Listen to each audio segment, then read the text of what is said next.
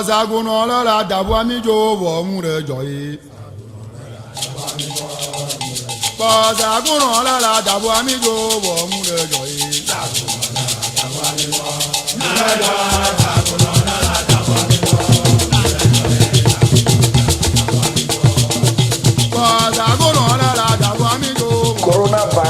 Coronavirus allo COVID-19 dollar kuyala anya dollar kereka do le China to come yona ba Wuhan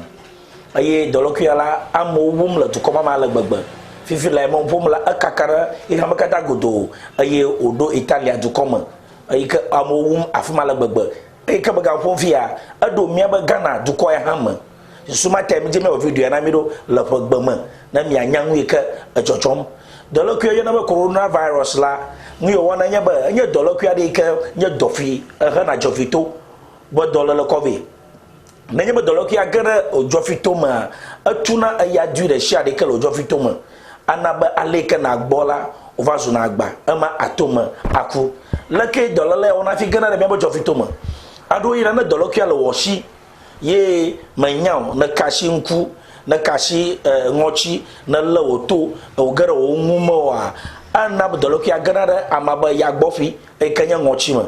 na gadila ava didina agara amaba fotuma na gara fotuma anno na tima ayi yado ga kana nyama o na nochi aji la ajona didina ra fotuma na gara fotuma asidi kala fotuma na mela awuna doloki e kamata kpo musara doloki ba kpo musara asida jio ga kana nyama ogara jofito ma abale magbodo gonala na aya dio tuga ka avazu agba na jeshi kawe mi akpo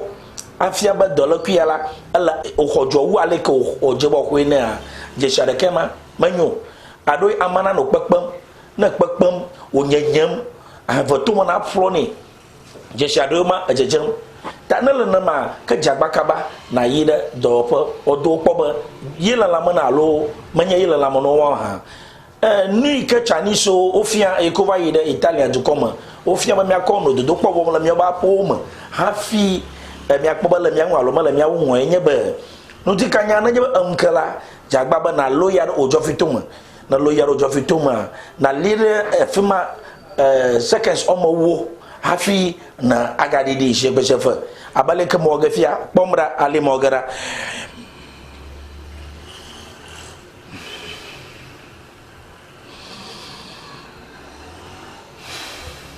na wina na ma yena kpekpe a ka tia ba dolokia la algara ojofito mo te ojofito la atutume ma ka kana nye ba makpekpo a kada ko ba avu atano wona ya nu ya wom ejeji akonodo ki odon po ba yele tan ha kanu ka mi awo achi dollar kuyamba maga gara mi ba elamo aje ba mi ano shiklom ajejeji pla chi pla ajala le popito aha mi maga klora agba mo ka bo no ko chera shi na mi echa na shi tiga chi shi nto a mi aklola fa pa jala nwi alo mi azan yo ba hand sanitizer e ka na ko atutu ashi nwi la minute of shi minute vala anyo banka mi ano mi ba shi okron mi magano amado mayim kabakabao aye na mi jedon bla amada ha mi no jogana amma mi magano ayaji ne klo zuba na dolokala ngu okpekpe a oyide gagagere mi apa lamo ni ala alava vie ala bana dolokala ava aye ovanu blaga ka kana ye kpakplo mi jaye aye mi wodo lama sabodo dojia anaba dolokia matan adafuna mio ala bana nogba miawela anyoku na video ya ba do gbowa bada kuku shiaku no ko mawla fono ba mi aho dukora agba jagba ba na me na amara shiade prosuba na kosia mio ha mi aso ntuma na mi adon do ba dokuma mbawo na yirami bye bye afia Matthew ko de mako agogo to seko ashe one of you to kanya gbogbo eri maju kwa mama sema yenye klika to asina na magali ori to ashe one of you to ko se do covid-19 ya ka gbe to maju kwa mala karina 19 covid-19 alo coronavirus ashe emi na cha dogbe magali ashe one of you la awo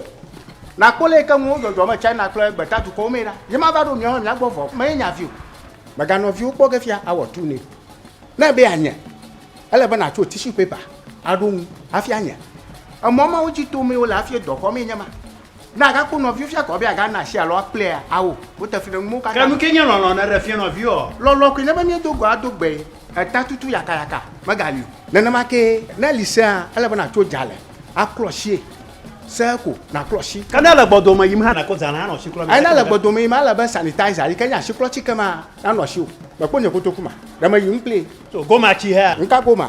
ta no so ba na ko ba awo nwa fu daga ko gira shi amako Ko na ha o hanya nuka. o ye na to ga chichira akọ clocher la Ele tue kula ne tue de ti ra sha nu ko fi na an. dole kwa pa la marentia fi na shi ko awi Ya ta fa. na lisa na clocher play jale Ka wora na nya ha. seko na clocher play jale na ma wom na mo aka na ko ba Adamu ma. ai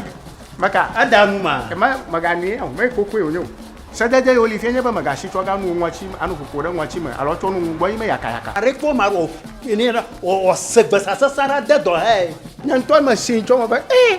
nkpakpa ki ma va do du komene mi o ka kada fiaro oli anemi do go ya na ki afu maka na Menana. to afa chuma na glapa abe de to va me de ha to va ma ni coronavirus o nya la ba ye to na dogo du koma papa no yi fi ko to fi na mi dogo na pi afu na pi ajeni fi o to o dogo papa du koma no yi